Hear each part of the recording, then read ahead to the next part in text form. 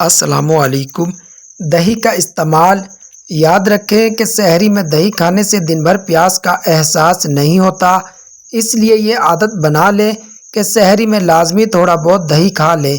سحری میں دہی کے اوپر تھوڑی سی کالی مرچ چھڑک کر کھانا بھی مفید ہے۔ سخت گرمی کا رمضان اور سالہ سال کا آزمودہ ٹوٹکا۔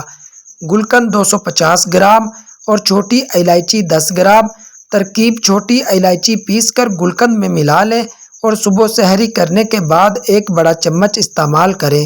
فائدہ: سارا دن پیاس کا احساس نہیں ہوگا، کمزوری اور نکاہت نہیں ہوگی، حتیٰ کہ اگر آپ سخت گرمی میں بھی کام کریں چاہیں تو افطاری کے بعد بھی کھا سکتے ہیں۔ ہلکی اور صحت بخش سحری۔ سحری میں اپنی غذا کا خاص خیال رکھیں، کوشش کریں کہ ہلکی غذا کا استعمال کریں۔ سحری میں اگر سالن یا سبزی میں لیموں کا رس یا سرکے کے چند قطرے چھڑک لیں تو دن بھر کھٹی ڈکاریں نہیں آتی۔ سحری سے قبل پانی پینا۔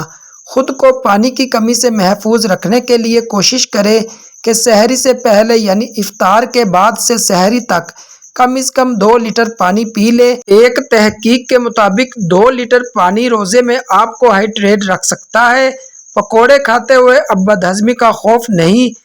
اگر بیسن گھولتے وقت اس میں تھوڑی سی سونف اور اجوائن شامل کر لی جائے تو نہ صرف بدہضمی کا خوف ختم ہوتا ہے بلکہ پکوڑے بھی خوشبودار بنتے ہیں۔ کھجور کھائیں۔ کھجور صرف افطار میں ہی نہیں بلکہ سحری میں کھانا بھی بہت ضروری ہے، کیونکہ یہ آپ کو وٹامن فراہم کرتا ہے اور یہ آپ کے سیلز میں گلوکوز اسٹور کرتا ہے، جس سے روزے کی حالت میں آپ کو گلوکوز کی کمی نہیں ہوتی۔ جب بھی آپ سموسے فریزر کرنے کے لیے بنائیں تو ڈبے میں ایک تہہ لگا کر سموسے کی اس کے اوپر بٹر پیپر رکھیں اور پھر دوبارہ سموسوں کی تہہ اس طرح لگائیں۔ اس طرح سموسے نکالتے وقت چپکیں گے نہیں۔ رمضان کے دنوں میں اکثر اوقات مکھیاں بہت پریشان کر دیتی ہیں، لیکن اگر ایسے وقت میں پونچا لگانے سے پہلے پانی میں نمک ڈال کر پورے گھر میں پونچا لگایا جائے تو مکھی اور دوسرے کیڑے گھر میں نہیں آتے۔